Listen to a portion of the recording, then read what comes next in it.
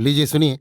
सूर्यकांत त्रिपाठी निराला के लिखे उपन्यास निरूपमा का भाग 24 मेरी यानी समीर गोस्वामी की आवाज में। नीली प्रतीक्षा में थी। मोटर के आने की आहट मिली।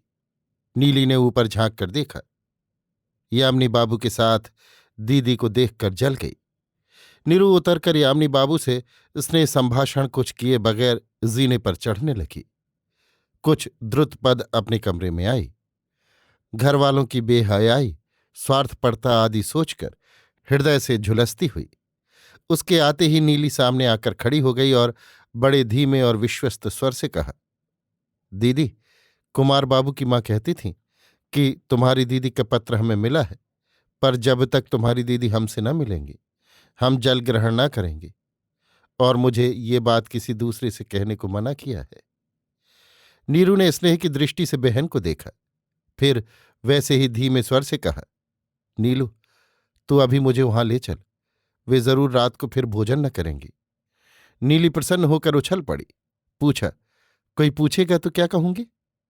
कहना, दीदी अमीनाबाद कुछ सामान खरीदने गई थी। नीरू पुनः पुनः पुलकित होने लगी। आनंद की भी बाढ़ आती है। बार बार मन कहने लगा, अवश्य कोई शुभ संवाद है। भीतर से श्रद्धा ने कहा, ये धर्म की माँ है, इनके स्नेह की तुलना नहीं हो सकती। ये पत्र से सब कुछ समझ गई हैं। नीरू ने अपनी साड़ी की ओर देखा। घृणा हो गई। इसका यामिनी के वस्त्रों से स्पर्श हुआ है। इससे उस गृह में प्रवेश नहीं हो सकता। दासी को नहीं बुलाया। नीली से रोज की पहनने वाली सादी साड़ी ले आने के लिए कहा। स्वयं स्नानागार चली गई। नहाकर कुल कपड़े वहीं छोड़ दिए। वस्त्र बदलकर हाथ जोड़कर भगवान को प्रणाम किया और प्रार्थना की कि अब कभी ऐसे दूषित संग में न फंसना पड़े। हृदय में एक अपूर्व साहस आया। जो साहस लेकर वो कुमार के घर एक दिन गई थी, वो फिर मिला। अब उसे संसार में किसी का भय नहीं। भय वाला पहला स्वरूप सोचकर उसे हंसी आती है। वो कैसी यंत्र की तरह बन जाती थी। इसी समय एकाएक दासी सामने आकर खड़ी हुई। नहाने के कमरे में जो कपड़े छोड़ आई हूं ले लेना। दासी प्रसन्न होकर चली गई। मन में सोचती हुई कि आज जमाई बाबू के साथ टहलने गई थी, उसकी खुशी है। नीरू नीली को लेकर बाहर चली। निसंकोच सीधे कुमार के मकान के सामने आकर खड़ी हुई। नीली ने आवाज दी। दरवाजा ढकेल कर देखा, खुला था।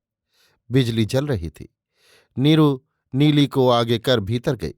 सावित्री देवी भोजन पकाकर दाल छौंकने के लिए घी गर्म कर रही थी। एक तरफ मलिकवा की माँ बैठी थी।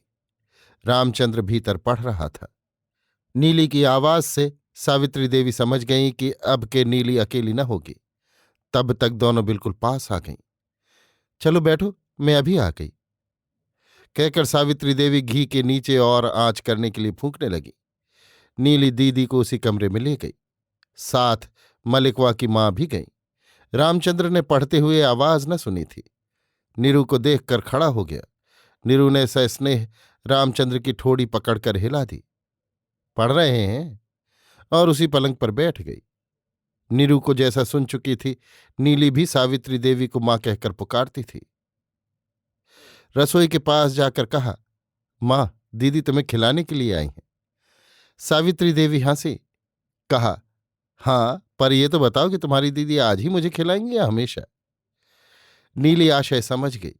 बिना कुछ कहे, जैसे वो हृदय से छोटी हुई जा रही थी, ऐसा सोचकर सप्रतिभ कंठ से बोली, हमेशा।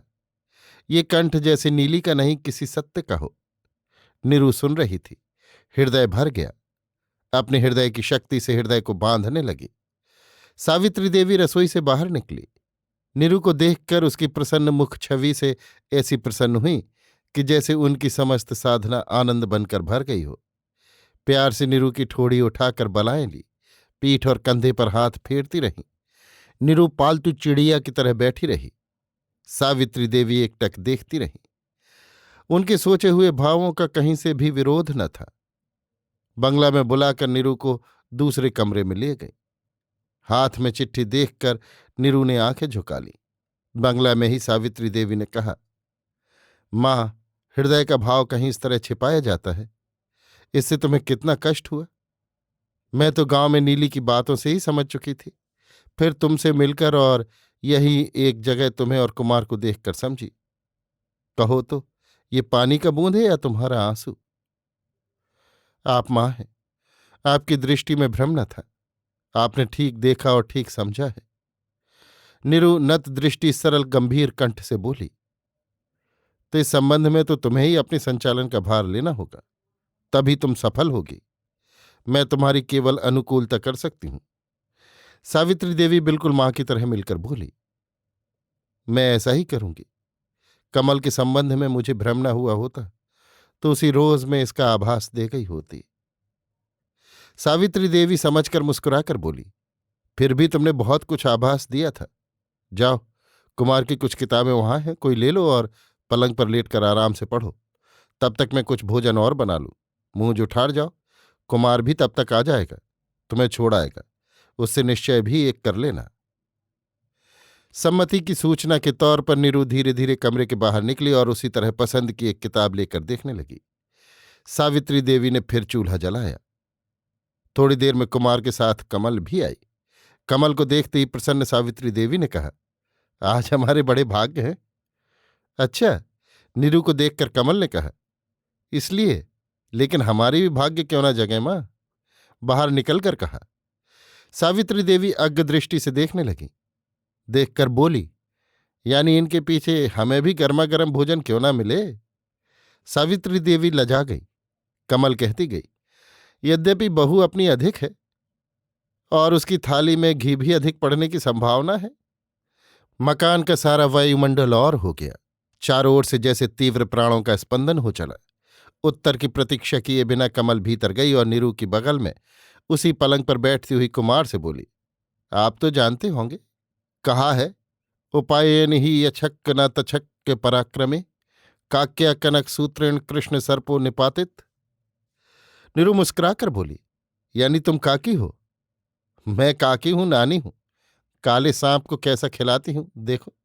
बल्कि कहना चाहिए तुम्हारी इस वैवाहिक विचित्रता में कैसे फिनिशिंग टच देती हूं देखो। नीरू जानती थी इससे ज्यादा बातें करने पर जगह जगह नीचा देखने की यथेष्ट संभावना है, इसलिए चुप हो गई। कुमार अखबार उलट रहा था।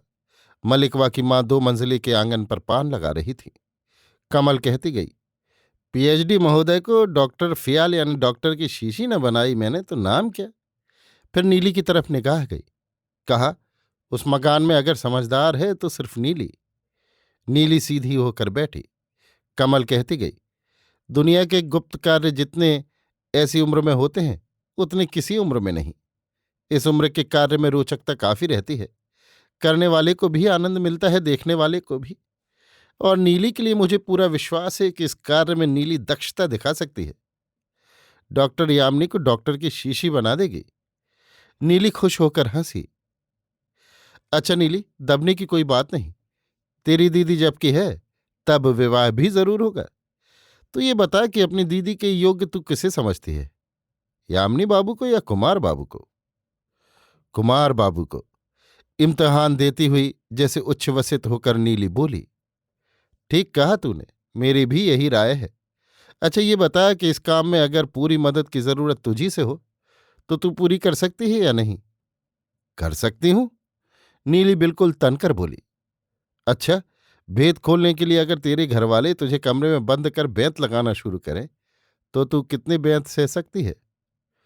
50। शाबाश, तू अवश्य काम कर सकती है। फिर नीरू से कहा, नीरू तुम्हें काफी कड़ा होना होगा। ये राहु ग्रास बगैर टेढ़ा पड़े दूर न होगा। तुम्हारा सैन रोड वाला बंगला खाली है ना? हाँ है शायद।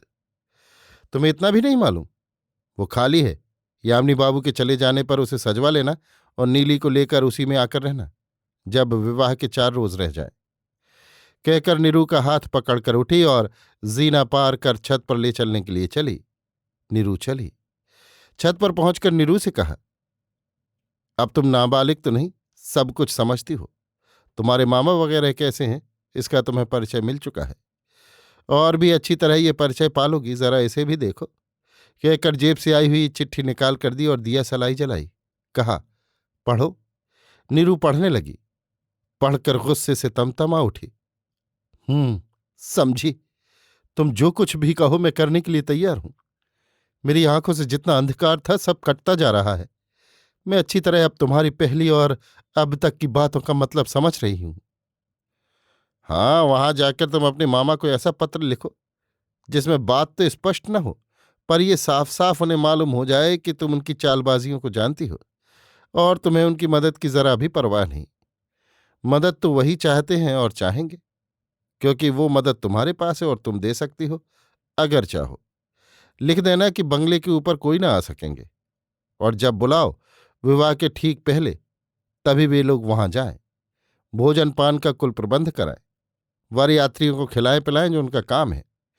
घर की स्त्रियां भी नीचे ही रहेंगी। तुम इच्छानुसार नीचे उतरकर उनसे मिल लोगी। इस तरह उन्हें अपनी लघुता के ज्ञान से दुख होने पर भी वे विशेष बुरा न मानेंगे। पहले तो यही समझेंगे कि ये पाठ यामिनी का पढ़ाया है। साथ साथ ये भी ख्याल करेंगे कि विवाह हो जाने पर पहले वाले पराये और बाद वाले अपने होते हैं। नीरू कुछ जल्दी कर गई। ये भी लिख देना कि तुम्हारे बाबा की इच्छा थी कि तुम्हारा हिंदुस्तानी ढंग से विवाह हो, इसलिए तुम उनकी इच्छा पूरी करना चाहती हो। विवाह में एक योग्य हिंदुस्तानी पंडित को तुमने आमंत्रित कर दिया है। कुछ संदेह लोगों को हो सकता है, पर जब तुम सशरीर मौजूद हो तब वो केवल संदेह ही रहेगा, उसमें उसकी जड़ जम नहीं सकती। फिर नीरू से अपने प्लान की सारी बातें कहीं। नीरू बहुत खुश हुई। तुम्हें मौलिक चिंताशीलता अवश्य है। कमल की संवर्धना की। भोजन तैयार हो चुका, पत्तलें पड़ गईं। रामचंद्र ऊपर बुलाने के लिए गया। कमल ने बालक को पकड़कर पूछा, इन्हें तुम क्या कहते हो? दीदी। ये ठीक नहीं, गंभीर होकर बोली। भौजी कहा करो। हाँ, तो अभी ब्याह कहाँ हुआ? रामचंद्र हंसी न रोक सका। अभी आप सुन रहे थे सूर्यकांत त्रिपाठी निराला के लिखे उपन्यास निरूपमा का भाग 24, मेरी यानी समीर गोस्वामी की आवाज में।